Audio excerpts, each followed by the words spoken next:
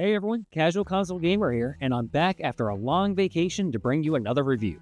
This time, I played Anno 9 Awakening on the Xbox Series X, but it's also available on the PlayStation 5 and PC through Steam. The game currently retails for $20 and after poor sales performance, it's been confirmed that it won't have any follow-up games, leaving the story's future in limbo. So knowing all that, is Anno 9 Awakening worth playing on console? This review is going to answer that question. But first, please make sure to like the video and subscribe to my channel. Let's say a civilization lost long ago to the dust saw the coming of their own destruction, and though they could not prevent it, they sought to break the cycles. 9 among them were chosen and shielded from death that they might serve as protectors of the Sahin legacy, shepherds to a reborn humanity.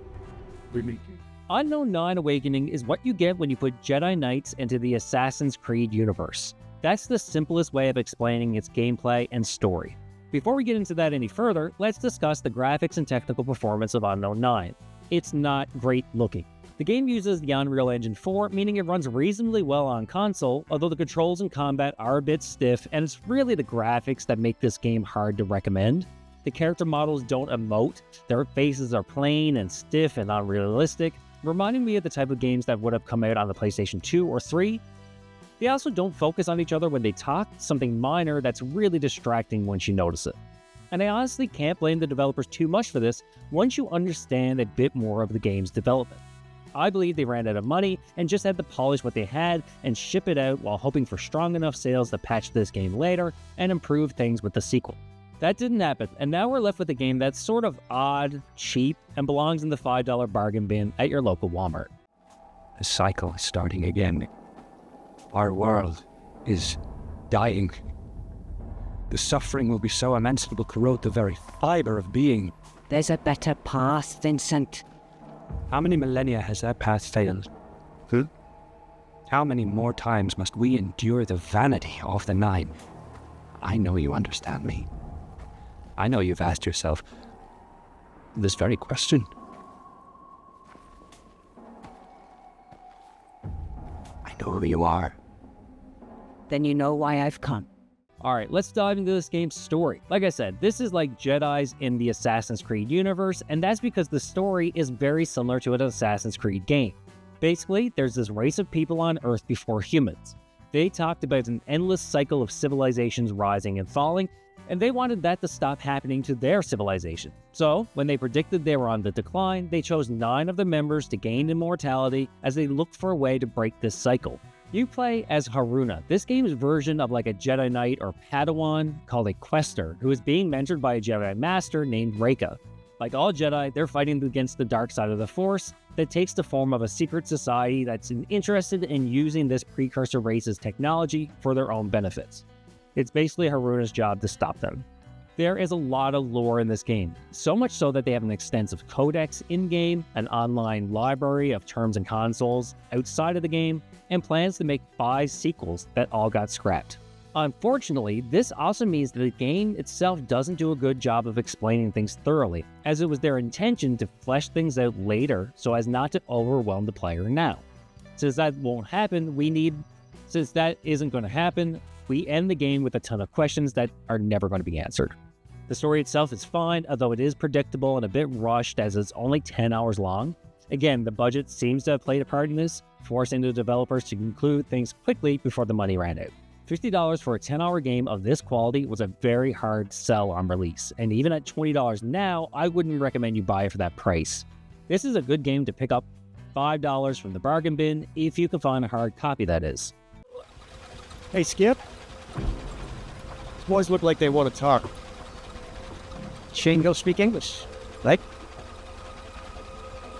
You saw it.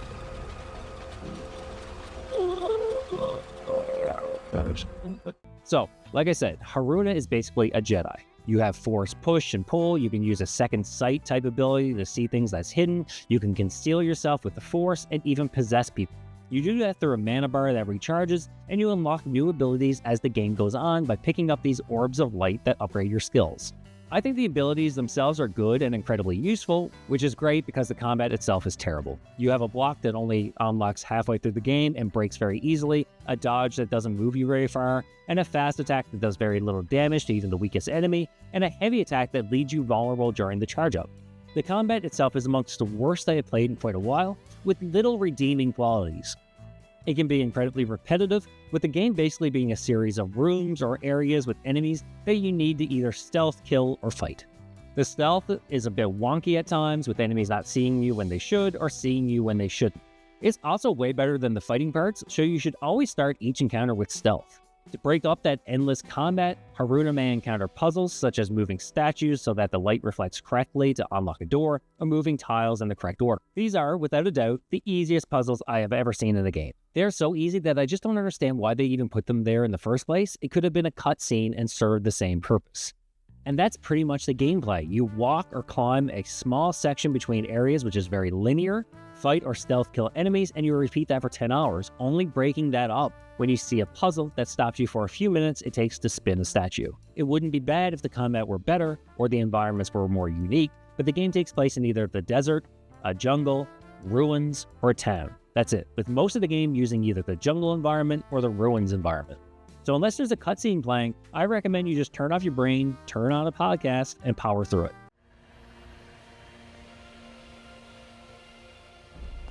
And just who might you be?